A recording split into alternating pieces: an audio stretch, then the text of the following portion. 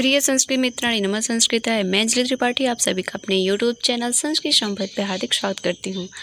आज हम लोग किरातार्जुनीयम भारविक विरचित महाकाव्य को देखेंगे, जो 18 सर्गों का महाकाव्य है। 1040 श्लोक हैं। 26वें प्रश्न से हम लोग इसका अध्ययन प्रारंभ करेंगे। 25 प्रश्नों तक की व्याख्या हो चुकी है। व्याख्या सहित हल प्रश्न पत्र है। तो चलिए 26वें प्रश्न की तरफ हम लोग ध्यान देते हैं। किरातार्जुनीयम दुर्योधन की शासन व्यवस्था को जानने के लिए किसे भेजा गया था? 26वें प्रश्न में पूछा जा रहा है, किरातार्जुनीयम में दुर्योधन की शासन व्यवस्था को जानने के लिए किसे भेजा गया था? भीम को, अर्जुन को, सहदेव को या फिर वनेचर को? 26 का राइट आंसर हमारा हो जाएगा, वनेचर को भेजा गया था। व्याख्या सहित हल प्रश्न पत्र है, तो व्याख्या को देखते चलेंगे। भारवीकृत किरातार्जुनीयम में दुर्योधन की शासन व्यवस्था को जानने के लिए युधिष्ठिर ने वनेचर को नियुक्त किया था। युधिष्ठिर ने वनेचर को नियुक्त किया था, जिसमें पहले ही श्लोक की उक्ति है। अतः यहाँ पे हमारा विकल्प डी राइट आंसर हो जाएगा। 26 का राइट आंसर हो जाएगा वनेचर। नेक्स्ट प्रश्न है 27वां। नारिकेल फल संमितम वचम किस कवि के बारे में कहा गया है? ऑप्शन बी राइट आंसर हो जाएगा। 27 का भारवी विरचित है। टीजीटी 2004 और 9 में पूछा हुआ प्रश्न पत्र है ये। व्याख्या देख लेते हैं। कवि कुलगुरु कालिदास विलास कालिदास के बारे में जयदेव की प्रशस्ति है। नारिकेल फल संमितम वच भारवी के विषय मल्लिनाथ की प्रशस्ति है। शांबापुनाथ भवभूति पवित्र मूर्ति भवभूत के लिए कहा गया है। वैश्यवाणी कवि चक्रवर्ती बाणभट्ट के विषय में हर्षवर्धन की प्रशस्ति है। यहाँ पे नारिकेल फल संमितम वचन से भारवी के लिए प्रयुक्त हुआ है, इसलिए यहाँ पे बी ऑप्शन राइट आंसर बनेगा हमारा। नेक्स्ट प्रश्न है 28। हितम मनोहारी च दुर्लभ वच यह उक्ति किसकी है? वनेचर की है, द्रौपदी की है, युधिष्ठिर की है या फिर दुर्योधन की है? 28 का राइट आंसर हमारा हो जाएगा वनेचर की है। अति महत्वपूर्ण प्रश्नों की सीरीज है, इसे स्किप न करें, देखते चले। किरातार्जुनीयम के प्रथम सर्ग में वनेचर की उक्ति है, प्रवक्तुम इच्छन्तमिषा हितैषिणः। पहले सर्ग की दूसरे श्लोक की उक्ति है, हितम मनोहार च दुर्लभ वच। प्रथम सर्ग की चौथे श्लोक की द्रौपदी की उक्ति है, पराभव अप्युस्त एवं मानिनाम। दुर्योधन युधिष्ठिर दोनों लोगों की उक्ति नहीं, अतः विकल्प ए सही है। प्रथम सर्ग में द्रौपदी एवं वनेचर ने ही बोला है, बाकी सभी श्रोतागण हैं। नेक्स्ट प्रश्न है 29। किरातार्जुनीयम में अद्युमात्रिका कौन है? किरातार्जुनीयम में अद्युमात्रिका नदी जलाशय नहरों से सिंचाई करने वाले को ही अद्युमात्रिका कहते हैं। 29 का राइट आंसर हो जाएगा हमारा ए। व्याख्यात्मक है, इसलिए इसकी व्याख्या को देखते चलते हैं।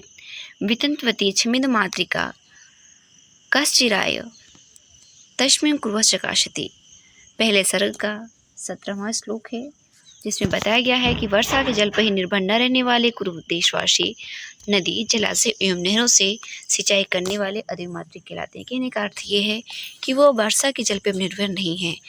दुर्योधन ने ऐसी व्यवस्था कर दी है, सुयोधन ने नदी जलाशय एवं नहरों की व्यवस्था बना दी है, इसलिए वो उसे अद्युमात्रिक कहते हैं। नदी जलाशय एवं नहरों में सिंचाई करने वाले को अद्युमात्रिक कहते हैं। नदी जलाशय एवं नहरों से सिंचाई करने वाले को अद्युमात्रिक कहते हैं। वर्षा के जल पर निर्भर रहने वाले को द्युमात्रिक कहते हैं। जो वर्षा के जल पर निर्भर रहते हैं उन्हें द्युमात्रिक कहते हैं। नेक्स्ट प्रश्न देखते हैं 30वां। वनेचर की बात सुनने के बाद युधिष्ठिर कहाँ पहुँचे? वनेचर की बात सुनने के बाद युधिष्ठिर कहाँ पहुँचे? अपने विश्राम गृह में, द्रौपदी के पास, व्यास के समीप या फिर हिमालय पर्वत पे? तो वो द्रौपदी के पास जाते हैं। ऑप्शन बी राइट आंसर हो जाएगा हमारा यहाँ पे। किसका? प्रविश्य कृष्णा शतनम मयि भुजा छे अनुजः सन्निधो वचः। अर्थात राजा युधिष्ठिर वनेचर से सारा वृत्तांत जानकर द्रौपदी के पास आवास में प्रविष्ट होकर छोटे भाइयों के समीप संपूर्ण वृत्तांत द्रौपदी से कहते हैं, जो किरातार्जुनीयम के प्रथम सर्ग के 26वें श्लोक की उक्ति है। यहाँ कृष्णा द्रौपदी के लिए प्रयुक्त हुआ है, बहुत ही महत्वपूर्ण है। कृष्णा में अक्सर लोग कंफ्यूज हो जाते हैं, तो कृष्णा द्रौपदी के लिए प्रयुक्त हुआ है, अवश्य ध्यान दें। यहाँ पे हमारा विकल्प भी राइट आंसर हो जाता है। वनेचर की बात सुनने के बाद युधिष्ठिर द्रौपदी के पास जाते हैं। किस प्रकार के वचन दुर्लभ होते हैं? 31वें प्रश्न में पूछा जा रहा है, किस प्रकार के वचन दुर्लभ होते हैं? तो हितकारी और मनोहर वचन दुर्लभ होते हैं। हितकारी भी हो और सुनने में प्रिय हो, ये तो असंभव होता है, इसलिए यह दुर्लभ है। हितम मनोहारी च दुर्लभ वच किरातार्जुनीयम के प्रथम सर्ग के चौथे श्लोक की उक्ति है। वनेचर युधिष्ठिर से कहता है कि हितकारी और मनोहर यानी प्रिय वचन दुर्लभ होते हैं। नेक्स्ट प्रश्न है 32। कथम तुम्हें तो घृत संयमो यमो विलोक सहसे उत्साह से न बाधितुम। इस श्लोक में घृत संयमो किस युग्म के लिए प्रयुक्त हुआ है? Ram Lakshman Nakul Sahdev Bhim Arjun Balram Krishna. Option B right answer हो जाएगा 32 का, नकुल सहदेव के लिए प्रयुक्त हुआ है। यह श्लोकांश द्रौपदी का कथन है जिसमें युधिष्ठिर को लक्ष्य करके वह कहती है कि इन दोनों यानी नकुल और सहदेव को देखते हुए आपको धैर्य और संयम छोड़ने के लिए क्यों नहीं साहस करते, अर्थात उन्हें बार बार युद्ध करने के लिए प्रेरित करती हैं कि दोनों भाइयों को देखने के बाद भी आप ऐसे कैसे हो सकते हैं, आप युद्ध क्यों नहीं कर रहे हैं। तो किरातार्जुनीयम के प्रथम सर्ग के 36वें श्लोक में कहा गया है, द्रौपदी का कथन है 33। महापुरुषों के साथ कैसा विरोध भी अच्छा होता है। महापुरुषों के साथ उन्नत कोई भी विरोध जो है उन्नत करने वाला होता है। आप उनके साथ रहेंगे तो अवश्य ही कुछ न कुछ अच्छा सीखने को मिलेगा ही। समुनि अनुभूति अनार्य संगमाधरम विरोधपि समम महात्मा भी, अर्थात ऐश्वर्य को बढ़ाते हुए मनुष्य के लिए नीचों की संग की अपेक्षा महापुरुषों के साथ विरोध करना भी अच्छा होता है, उन्नत करने वाला होता है। अगर आप उनके साथ रहेंगे तो अवश्य ही कुछ न कुछ अच्छा सीखने को मिलेगा। 34 प्रश्न की तरफ हम लोग आ चुके हैं।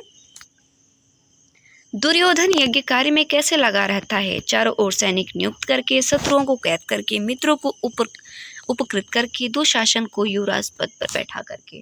34 का राइट आंसर हमारा हो जाएगा, दुशासन को युवराज पद पर बैठा करके यज्ञ कार्य में लगा रहता है। सहयो राज्य नो योनदत्त विधाय दुशासन मिद शासन।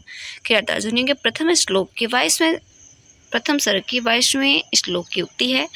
नो यौवन के कारण अति गर्विष्ठ दुशासन को युवराज के पद पर नियुक्त कर पुरोहित की आज्ञा के अनुसार बिना थके हुए यज्ञों में हव्य के द्वारा अग्नि को दुर्योधन प्रसन्न करता है। 35 प्रश्न है। महाकवि भारवी किस शैली के प्रवर्तक माने जाते हैं? महाकवि भारवी अर्थगौरव शैली के प्रवर्तक माने जाते हैं। महाकवि भारवी अर्थगौरव शैली के प्रवर्तक माने जाते हैं यथा जैसे उपमा कालिदासस्य भारवे अर्थगौरवम दंडिनः पाटलादित्यं मागे शन्ति त्रयोगुणा। ये उद्भट का कथन है, ये भी इम्पोर्टेंट है। दुर्योधन कब भयभीत हो जाता है? दुर्योधन कब भयभीत हो जाता है? श्री कृष्ण की माया शक्ति को सोचकर, युधिष्ठिर का नाम सुनकर, पांडवों की दैवी शक्ति से, विदुर के उपदेश से। 36 का राइट आंसर हमारा हो जाएगा, युधिष्ठिर का नाम सुनने के बाद भयभीत हो जाता है। तवाविधानम व्यतिनतानम दुशासन मंत्र पदादि विरोग, अर्थात अति असह्य मंत्र पद रूप आपके अर्थात युधिष्ठिर नाम से तथा अर्जुन के पराक्रम को स्मरण करके नीचे मुख किए हुए वह दुर्योधन पीड़ा का अनुभव करता है। किरातार्जुनीयम के प्रथम सर्ग के 24वें श्लोक की उक्ति है। वनेचर किस वन में युधिष्ठिर के पास आया? वनेचर किस वन में युधिष्ठिर के पास आया? विंध्यटवी दंडकारण्य में, दैत्यवन में या फिर पंचवटी में। 37 का राइट आंसर हमारा बनता है दैत्यवन में। सहवर्णलिंगी विदित समायो युधिष्ठिरं द्वैतवने वनेचर। किरातार्जुनीयम के प्रथम सर्ग की पहले श्लोक की युक्ति है, अर्थात वह ब्रह्मचारी वेश धारण करने वाले वनेचर सारा वृत्तांत जानकर द्वैतवन में युधिष्ठिर के पास लौट आया। विंध्यटवी का वर्णन कादम्बरी में है तथा दंडकारण्य एवं पंचवटी का वर्णन उत्तर रामचरितम में है। क्रूरामधिपः का तात्पर्य क्या है? अर्जुन, भीम, दुर्योधन या फिर दुशासन। दुर्योधन के लिए प्रयुक्त हुआ है। ऑप्शन सी राइट आंसर हो जाएगा 38 का। श्रीय क्रूरामधिपस्य पालनी, अर्थात कुरुदेश के राजा दुर्योधन की प्रजा पालन के व्यवहार को जानने के लिए कहा गया है। वस्तु निर्देशात्मक मंगलाचरण है और पहला श्लोक ही मंगलाचरण है। यहाँ पर क्रूरामधिपः शब्द दुर्योधन के लिए आया है। भारवी दुर्योधन के लिए सुयोधन शब्द का भी प्रयोग करते हैं, अतः विकल्प सी सही है। यहाँ पे किरातार्जुनीयम में वृकोदरः शब्द भीम के लिए, धनंजय तथा धनंजय शब्द अर्जुन के लिए प्रयुक्त हुआ है। वृकोदरः भीम के लिए और धनंजय अर्जुन के लिए प्रयुक्त हुआ है। 39 प्रश्न की तरफ हम लोग आ चुके हैं। महीभुजी में कौन सी विभक्ति है? प्रथमा, चतुर्थी, षष्ठी या फिर सप्तमी। महीभुजी में चतुर्थी विभक्ति है, इसलिए 39 का राइट आंसर हमारा हो जाएगा बी कृत परामर्श महिमोहि भुजे जितांशो पत्नी निवेदयश्यतः कृतार्जुनीयम के प्रथम सर्ग की दूसरे श्लोक की उक्ति है। कहते हैं अर्थात प्रणाम करने के बाद शत्रु द्वारा जीती गई पृथ्वी का वृत्तांत महाराज युधिष्ठिर से वर्णन करते हुए यहाँ महिभुजे में चतुर्थी विभक्ति का विधान है। क्रियार्थोपदस्य च कर्मणि स्थानिनः सूत्र से यहाँ पे हुआ है। विकल्प बी राइट आंसर हो जाएगा।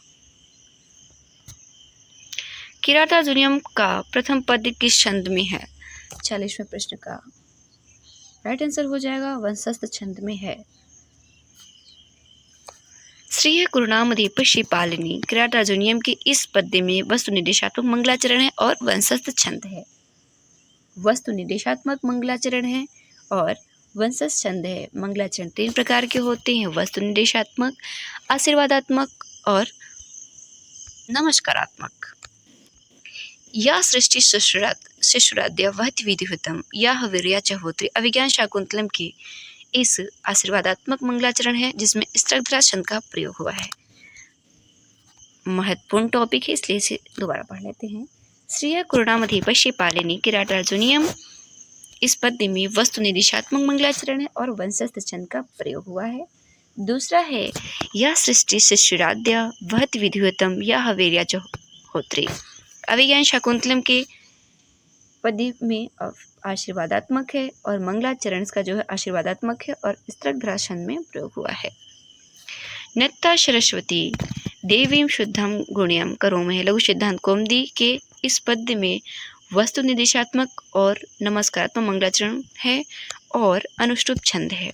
दोनों है यहाँ पे, वस्तु निर्देशात्मक और नमस्कारात्मक मंगलाचरण है और छंद अनुष्टुप है। कश्चित कांता विरह गुणा स्वाधिकारत प्रमत्त मेघदूत के इस पद्य में वस्तु निर्देशात्मक मंगलाचरण है और मंदाक्रांता छंद है। मेघदूत के पूर्व मेघ और उत्तर मेघ दोनों में शुरू से लेकर अंत तक पूरे श्लोकों में मंदाक्रांता छंदों का ही प्रयोग हुआ है। नेक्स्ट प्रश्न है सहसा विदित न क्रियाम विवेक किस कवि का प्रिय श्लोक है? भारवी का प्रिय श्लोक है। सहसा विदित न क्रिया में विवेक क्रिया विवेक बिना विचार के किसी भी कार्य को सहसा नहीं करना चाहिए, भारवी का प्रिय श्लोक है। किरातार्जुनीयम के प्रत्येक सर्ग का अंतिम पद है लक्ष्मी पदांग महाकाव्य माना गया है, इसलिए किरातार्जुनीयम का प्रथम सर्ग लक्ष्मी पदांग है। दिनकृतिमिव लक्ष्मीस्त्वां संभेदु भूया किरातार्जुनीयम के प्रथम सर्ग में 40वें श्लोक में कहा गया है। प्रथम सर्ग की अंतिम पंक्ति है, इसमें लक्ष्मी पद का प्रयोग हुआ है। इसी प्रकार किरातार्जुनीयम के प्रत्येक सर्ग का अंतिम पद लक्ष्मी है। नारिकेल फल समितम वशः नारिकेल फल समितम वशः किस कवि के बारे में कहा गया है? महाकवि बाण, कालिदास, भास या फिर भारवी। 42 का राइट आंसर हमारा हो जाएगा, भारवी के बारे में कहा गया है। प्रसिद्ध टीकाकार मल्लिनाथ में भारवी की रचना की उपमा नारियल के फल से दी है, जो ऊपर से कठोर किंतु अंदर से कोमल और सरस होता है।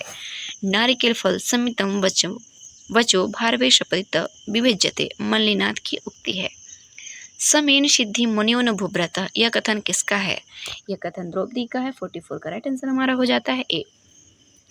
प्रस्तुत सूक्ति में द्रौपदी युधिष्ठिर को उलाना देते हुए कहती हैं कि निष्काम तपस्वी जन शांति के द्वारा काम, क्रोध आदि शत्रुओं को जीतकर सिद्धि प्राप्त करते हैं, राजा नहीं।